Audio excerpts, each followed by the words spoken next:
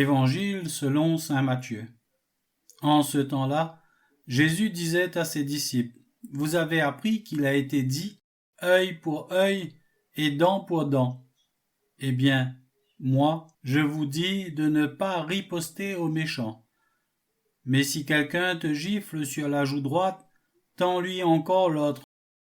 Et si quelqu'un veut te poursuivre en justice et prendre ta tunique, laisse-lui encore ton manteau.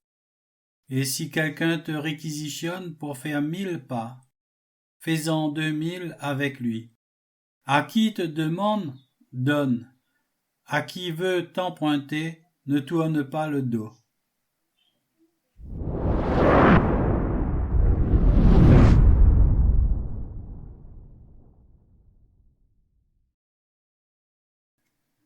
Le livre du ciel, tome 6, 20 mai 1906. Ce matin, je pensais à Jésus béni, tout disloqué sur la croix. Je disais, « Ah, Seigneur, comme tu as été torturé, et comme ton âme a été affligée. » À ce moment, Jésus vint comme une ombre et me dit, « Ma fille, je ne m'occupais pas de mes souffrances, mais du but de mes souffrances.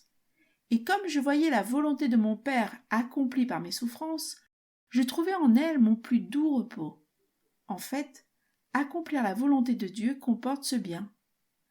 Pendant qu'on souffre, on trouve le plus beau repos. Mais si on se réjouit, et que cette réjouissance n'est pas voulue par Dieu, dans cette réjouissance même, on trouve le plus cruel tourment.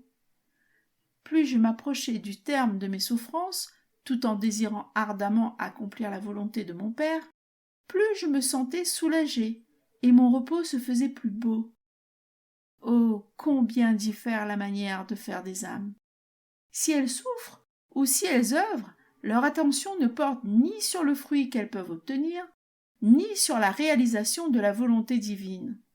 Elles se concentrent entièrement sur ce qu'elles font en ne voyant pas les bienfaits qu'elles peuvent obtenir, ni le doux repos qu'apporte la volonté de Dieu. Elles vivent ennuyées et tourmentées, et elles fuient le plus possible les souffrances et les œuvres dans le but de trouver le repos. Mais elles n'en sont que plus tourmentées.